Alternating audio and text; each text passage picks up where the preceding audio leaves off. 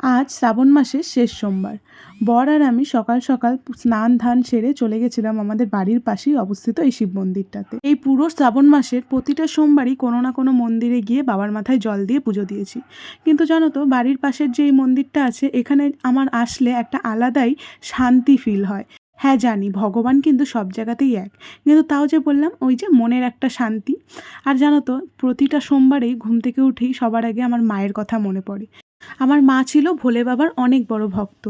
প্রতি সোমবার শ্রাবণ মাসের আমি ঘুম থেকে উঠে দেখতাম আমার মা স্নান ধান সেরে সব ফুল বেলপাতা সব কিন্তু সাজিয়ে নিয়ে বসে আছে।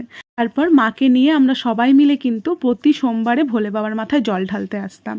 জানো তো, এই বছর প্রতিটা সোমবার মার কথা খুব করে মনে পড়ছিল। ভোলে বাবার কাছে এটাই চাইলাম, সে যেন আমার মাকে অনেক ভালো রাখে। আর জানো তো, ভেবেছিলাম যে দুপুরের দিকে এসে, কারণ দুপুরের দিকে কিন্তু এই মন্দিরে যজ্ঞ হবে, তো ভেবেছিলাম যে দুপুরের দিকেই এসে পুজোটা দিব।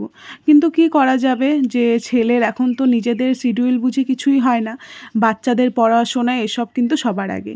তাই কিন্তু সকাল সকাল এসেই জল ঢেলে চলে গেছি, কারণ দুপুরবেলা ছেলের স্কুল আছে, তাকে বাস থেকে নামানো, তার আবার টিউশন আছে। তো দুপুরবেলা সেই টাইমটা মিলছিল না। তাই সকালে এসেই এখানে জল ঢেলে নিলাম, আর দুপুরে কিন্তু বাড়িতে যে আমাদের শিবলিঙ্গ আছে সেখানেই কিন্তু জল ঢেলে নেব। তো ব্যাস, আমাদের পুজোও কিন্তু কমপ্লিট হয়ে গেল। এখন চলে যাচ্ছি বাড়ির দিকে। বর কিন্তু আমাকে বাড়িতে নামিয়ে দিয়ে ও দোকানে চলে যাবে। তো সবাই ভালো থেকো, সুস্থ থেকো, ভোলে বাবা সবার মঙ্গল করুক।